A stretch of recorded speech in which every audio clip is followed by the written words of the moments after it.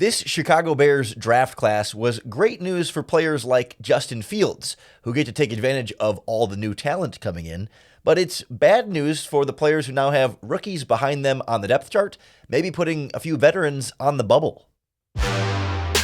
You are Locked On Bears, your daily Chicago Bears podcast. Part of the Locked On Podcast Network, your team every day.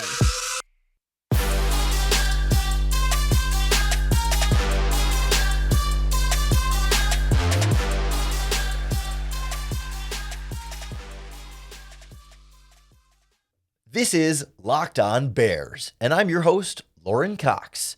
I'm here to bring you your daily, in-depth Chicago Bears news and analysis. You can follow me on Twitter at CoxSports1. You can follow the podcast on Twitter at Locked On Bears. You can like Locked On Bears on Facebook, join the Locked On Bears Facebook group for even more Bears talk, and make sure you hit that subscribe button on the Locked On Bears YouTube channel to keep up with all of our video podcasts as well. Thanks for making Locked On Bears your first listen today. This episode is brought to you by FanDuel Sportsbook, official sportsbook of the NFL. Make every moment more. Visit FanDuel.com/lockedon to get started today. On the show today, we look at the big winners and losers on the Bears roster from this draft class coming in. The players who will benefit most from the decisions the Bears made this weekend, and the players who will have the most to lose and the most at stake now with this new rookie class in the building. And we'll wrap up looking at maybe who might be either upset or celebrating now, but hold on, maybe just maybe there's still more coming on this roster with post-draft free agency right around the corner. But let's start with the winners. Let's start with someone who should be celebrating. The first and foremost obvious winner of this Bears draft class is Justin Fields.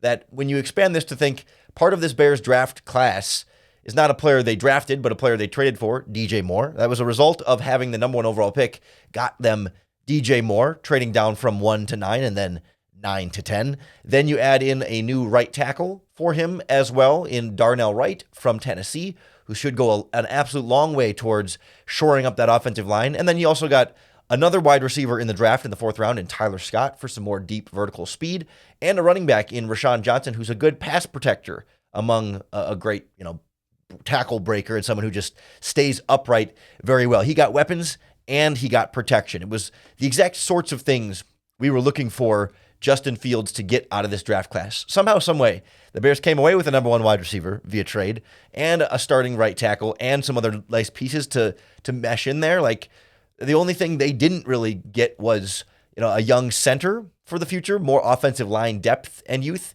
And to me, that makes Cody Whitehair another winner of this draft class. And you could throw Lucas Patrick in there as well. But sort of the feeling was, if the Bears had used a 3rd round pick, say, or the 2nd round pick potentially on a center, we talked about Joe Tippmann from Wisconsin, John Michael Schmitz from Minnesota, maybe even Luke Whippler from Ohio State as all being options around that range.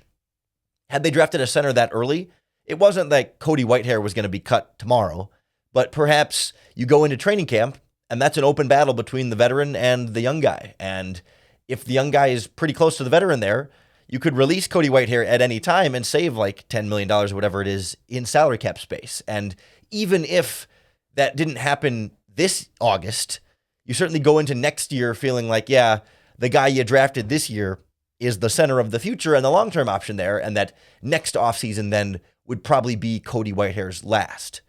Now you don't have that long-term developmental center option behind him.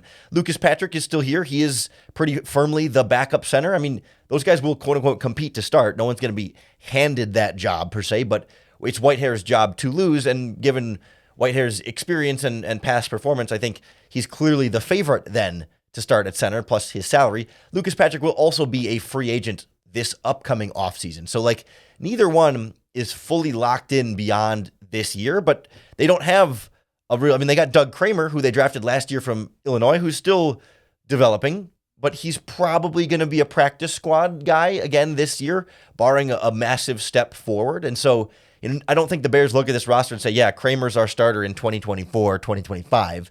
They think, oh, let's see what Kramer can become, and maybe someday down the line he could be a starter. Maybe next year he could be your go-to backup center, but I don't think they're planning on their 6th-round pick last year all of a sudden becoming a starter next year. They don't have that long-term starting center option just yet, and that's good news for Cody Whitehair.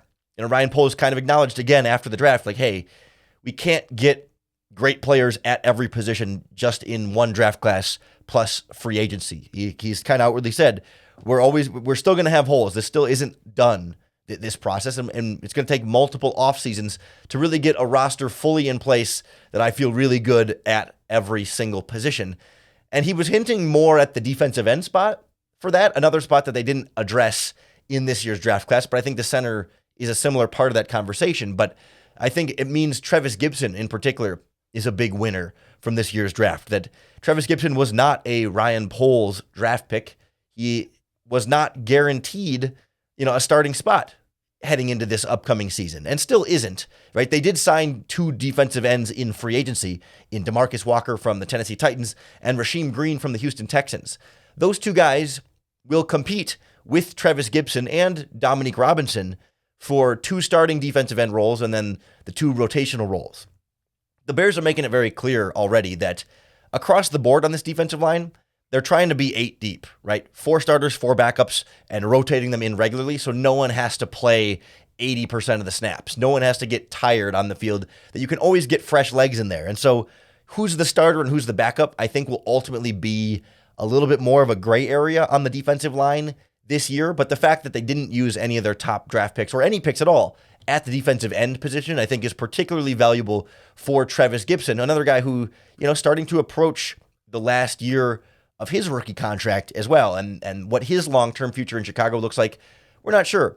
But he definitely needs to continue growing and can have an opportunity now without a rookie competing with him to win a starting job and hold down a starting job and look like a starting caliber defensive end in the NFL. The opportunity is all there for him because they didn't draft one this year. And Robinson is still developing and they still hope can take over as a starter in the future and is still breathing down Gibson's neck. But if you would have added another rookie in there, it becomes harder and harder to see his long-term future with the team.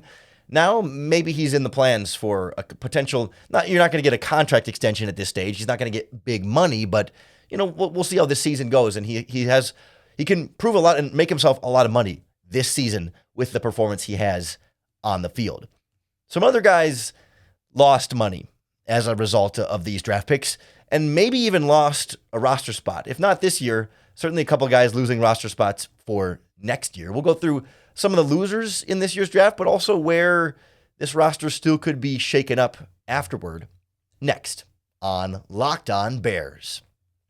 The Locked On Bears podcast is brought to you by our friends at FanDuel Sportsbook, America's #1 sportsbook. Right now, FanDuel is your home for your NBA playoff betting, but you can still bet on football as well. Right now, new customers can get a no-sweat first bet up to $1,000. That's up to $1,000 back in bonus bets if your first bet doesn't win. Whether you want to bet on the NBA playoffs or upcoming NFL futures bets, you could bet on Matt Eberflus as the 3rd favorite for Coach of the Year. You could bet on Justin Fields' MVP odds. You could bet on the Bears' NFC North odds, where they're 3rd, still 1 spot ahead of the Green Bay Packers, I'm happy to report, all at a place with an app that's safe, secure, and super easy to use. Visit FanDuel.com/lockedon to get your no-sweat first bet up to $1,000. That's FanDuel.com/lockedon. FanDuel, official sports betting partner of the NBA and NFL. The winners are pretty easy to pick out for this draft, headlined, of course, by Justin Fields. The losers are a little bit less, top of mind, but guys that I think are facing some immediate pressure for their role on the depth chart and perhaps their roster spot on the 53 altogether. Like, for example, I don't think the Bears are going to necessarily cut Donta Foreman, the running back. I think he's going to make the 53-man roster and probably be one of the top contributors at running back this year. But the drafting of Rashawn Johnson from Texas makes it so pretty clearly Donta Foreman will be on the Chicago Bears for exactly 1 season. He signed a 1-year deal, and the Johnson draft pick means he will not get a second contract from the Chicago Bears. Never say never, but clearly, Johnson is built a lot more in the Foreman role. He's the David Montgomery type to pair with Khalil Herbert a little bit more long-term in this backfield. I think you could argue Khalil Herbert is a little bit of a loser here too, although I think Herbert's skill set is different enough from Johnson's. Herbert is much more of a long speed, more explosive type of runner. He's got the juice, whereas Johnson and Foreman and Johnson are both bigger physical between the tackles styles of running backs. And again, Foreman's the veteran. Johnson's not going to come in necessarily as a 4th-round pick and instantly take over as your number 1 running back and lead the team with 1,000 yards this season. No, but I think a year or two from now, he's going to be pushing for that starting role, and the Bears won't have a need for somebody like Foreman after this season. It's probably bad news for Travis Homer, the other free agent running back they signed from the Seattle Seahawks, who's more of a 3rd-down back pass catcher type. He's instantly 4th on the depth chart. Treston Ebner moves down to 5th. I think this season, Treston Ebner will be on the practice squad. 6th-round pick, didn't give us a lot last season to wow us on tape. He's pretty destined for the practice squad, if you ask me. And then Travis Homer is a question of, do the Bears keep 3 running backs or 4? If they keep 4, Homer's there. If they only keep 3, Homer's gone, doesn't even make it to the 53-man roster the year he was signed as a free agent. But just a 1-year deal. Rashawn Johnson's drafting not good for all the other running backs on the depth chart, but especially, I think, D'Onta Foreman's long-term prospects here, and I guess Treston Ebner's short-term prospects here. Another guy that a draft pick in the 4th round really hurts his role at the very least is Velus Jones. The 3rd-round pick at wide receiver last year drops to 5th at the wide receiver depth chart with the drafting of Tyler Scott from Cincinnati. I think Scott can easily come in and be that number 4 wide receiver right now. He's got enough vertical speed. Plus, you already have Equanimeous St. Brown and Dante Pettis back on this roster. So you've got really 7 deep there, plus Simba Webster and Reese Fountain. And they also brought in 3 undrafted rookie free agent wide receivers so far. That can change. Sometimes they'll cut one and bring one in from the rookie minicamp, right? We're not locked in on some of these guys just yet, but there's a lot of depth at wide receiver now. Of course, DJ Moore at the top also pushes everyone down, but we know it's Moore, Mooney, Claypool, 1, 2, 3. Then it's a competition between Tyler Scott, Velus Jones, and probably Equanimeous St. Brown for wide receiver 4. I feel like Pettis is a full step behind most of that crew. I don't think the Bears are certainly not going to cut Velus Jones after 1 season. As a 3rd-round pick, they're going to give him this season and perhaps another season as well to continue to work on special teams and grow as a return man, potentially. Maybe I think you could put Velus Jones in the backfield and find some different roles for him. And this is not to say he can't still grow at wide receiver and become a better route runner and be a more effective weapon in your offense. No one is giving up on Velus Jones just yet. But it's not a good sign when they add a lot at wide receiver ahead of him, including another draft pick, and a draft pick that we all like a lot. I feel like the Bears got a steal with him in the 4th round and can add some very good vertical speed on the sideline, which bodes very well for Justin Fields. Fits his skill set very nicely. Another Jones was a loser from draft day. Justin Jones, the defensive tackle, free agent signed last year on a 2-year deal. Played okay this season, I thought. Rotated between nose tackle and 3 technique. You draft 3 defensive tackles this year, plus they signed a free agent nose tackle in Andrew Billings, like we were talking about with Travis Gibson and Dominic Robinson. Right? Justin Jones will still be a quote-unquote starter, but they're going to rotate all these defensive tackles. He's going to play fewer snaps in the hopes of keeping him more fresh and also being able to develop these young guys. But given the 3 draft picks, this should be Justin Jones's last year with the Chicago Bears. He'll make the 53. He'll start this season. He'll be a free agent next year, and I don't necessarily see them bringing him back. I mean, maybe as a backup for some depth or something, but the point of drafting Gervon Dexter and Zach Pickens in the 2nd and 3rd rounds is for those 2 guys to take over as your 2 starting defensive tackles, hopefully as soon as 2024, but in the very near future, those guys are your starters. Everyone else should be a backup rotating with them. It's going to take Dexter and Pickens some real development. They need to grow a lot in terms of their game, what we saw from them in college to the NFL, but that's what this first season is for. And ideally, after this season, Jones and Andrew Billings are gone, and those 2 guys, Dexter and Pickens, are your 2 starters. And maybe those guys come back as backups or whatever, but I think there's still a lot of turnover to come at that position. And one last guy in the secondary, Kindle Vildor, loses his starting spot to likely Tyreek Stevenson, although never rule out Terrell Smith, the other cornerback. But they drafted 2 guys who played outside cornerback, good pressed man-to-man outside cornerbacks primarily. Stevenson can play the slot, but probably not going to. Kindle Vildor was the outside cornerback. He is definitely at risk of losing his job this season, not making the 53-man roster. It would not surprise me at all if he's a training camp cut before final roster cutdown day. Not a Ryan Poles draft pick. A 5th-round pick who got better. I think he's gotten better every season. Still not great, but has gotten better. But the thing about all the other young players they have and have trotted out at cornerback last year, we saw Josh Blackwell play very well. We saw Jalen Jones with some flashes. And they also brought in like 2 or 3 undrafted free agent defensive backs in here as well. So there's a lot of young cornerback depth here. And it feels like Vildor will ultimately end up as the odd man out. Certainly he can come into training camp, work hard, compete hard, improve, and force this team to keep him on the roster. He's a pretty good special teams player. There's some real value there, but he's got a long road ahead of him here, and the draft really stacked the odds against him for making this 53-man roster this season and continuing his career with the Chicago Bears. All of this is to say, with these winners and losers, like after draft day, yes, I also feel like there's a certain aspect of not so fast, especially when it comes to the winners, because there's always this post-draft free agency period where teams have made all their picks, brought in all their undrafted free agents, and say, okay, we're done with the adding to our roster portion of the offseason.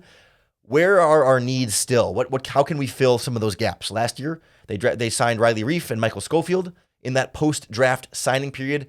And there's still opportunities to add key players at positions of need that could create more losers out of some of the winners. So we'll look at some of the remaining needs and what the options are and how the roster currently would be affected by changes at those positions next on Locked On Bears.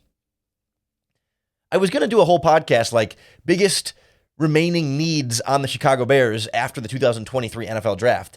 But you start going through the roster and the depth chart, and it's weird to feel like, surprisingly not that many, right? Like wide receiver. I mean, of course, you can always use more wide receivers. You can always use more of at a bunch of positions. But in terms of like needs, right? You want more wide receivers. You want more tight ends. Like, yeah, but like holes left on this Bears roster. There's not a hole at wide receiver. There's not a hole in your starting offensive line. There's not a hole at tight end, not a hole at quarterback, not a hole in the backfield. You've got depth and starters. Like there's not really big holes there. I would say one of the positions of need, I would say offensive line depth is something I would like to address. That's one of the not so fast Cody Whitehair, Lucas Patrick, not so fast Larry Borum and Alex Leatherwood. You could consider them as winners because they didn't draft any other tackles besides Darnell Wright. So they're going to need Borum and Leatherwood as their top backups who can stick around and develop. But you really don't have a lot of backup experience right now. Lucas Patrick at center can also play the guards. Like he's locked in on your 53-man roster. Everybody else, I mean, it's Borum, Whitehair, Dieter Iselin, and Jatir Carter and Doug Kramer. Like there's not really that like experienced veteran backup type guy. There's not a guy who has a lot of starts under his belt. Does that mean the Bears are going to go out and get a Riley Reif or a Michael Schofield type? Not necessarily. I don't know that it's like, again, the word need here. Is it a need? Sort of. It'd be nice. I think it would be good to have more offensive line depth because if any of your starters, if either of your tackles get hurt, if Braxton Jones gets hurt or Darnell Wright gets hurt, then that means you're putting in Larry Borum and Alex Leatherwood. Does that sound like a good plan for Justin Fields? That's really the priority here. I know we want to develop Leatherwood. We want to develop Larry Borum. But we really want to develop Justin Fields, and he develops better with good offensive line play. So if injuries happen, we saw it on the offensive line a lot last season, and I would like to have better offensive line depth. And really, Lucas Patrick is the only veteran who I would trust putting in at left guard, center, or right guard. I think you're okay on the interior there with Patrick and Jatir Carter and Doug Kramer and Dieter Iselin. Like, you got a veteran, you got some young guys. It feels to me like at tackle, you got all the young guys. You don't have the veteran. So like a veteran backup tackle to get some depth, like a Riley Reif, but maybe not as expensive, not as prominent, but just somebody who's got some experience, I think would be a valuable addition there. The other one that feels more like a need, though, is defensive end. And that's why it's like, not so fast Travis Gibson, not so fast Dominic Robinson. You're the winners right now.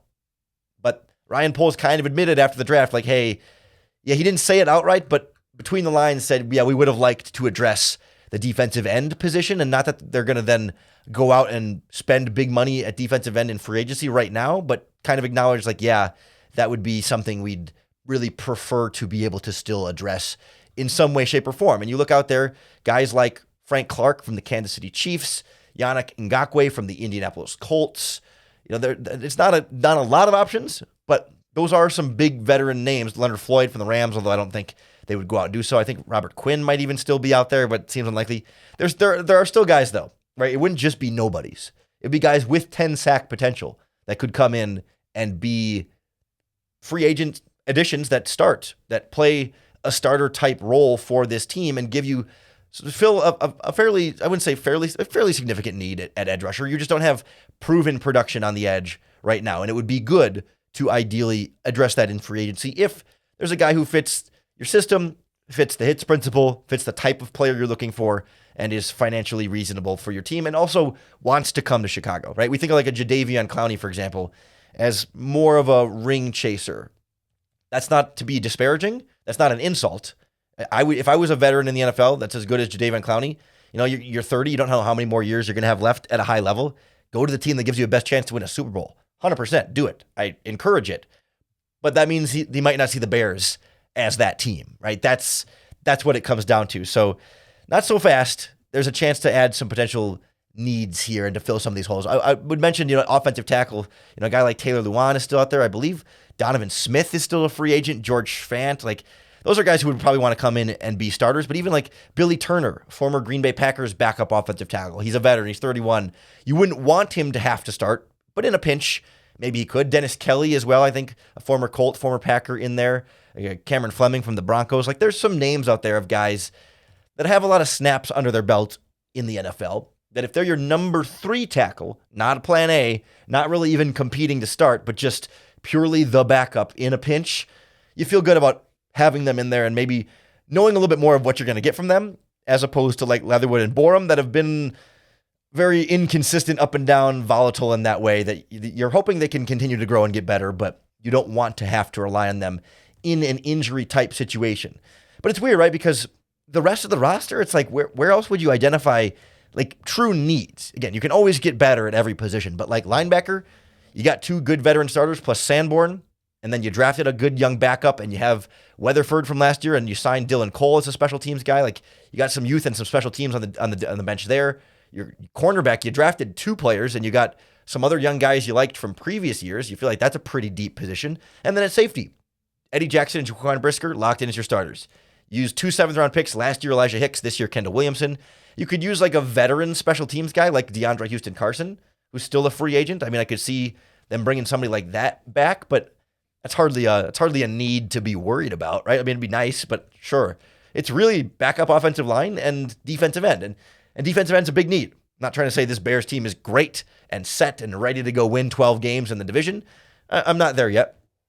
But it does feel like Poles has spread the resources around to where at almost every position you have young players developing and some decent backup depth and fairly established starters in those roles, defensive end excluded from that conversation. So like all of a sudden we're sitting in a pretty good place. Like it's a good place that knowing that young guys have to get better. Like that's the only thing that makes it a good place. It's like, it's not like if we played games tomorrow, this team would be rough.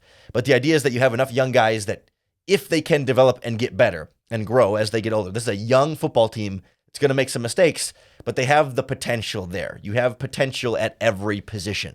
You have depth mostly at every position. And it's like potential does not win you games this year. Potential might win you games next year, but at least it's potential and it's hope, it's positivity, it's growth, and it's a roster that's getting better. That's what's so exciting about the offseason. That's why we love the NFL draft. That's why we love breaking it down for you right here on the Locked On Bears podcast. So make sure you hit that subscribe button wherever you're listening to the podcast or on our YouTube channel, because that's going to be the best way to keep up with all of our daily, in-depth Chicago Bears news and analysis.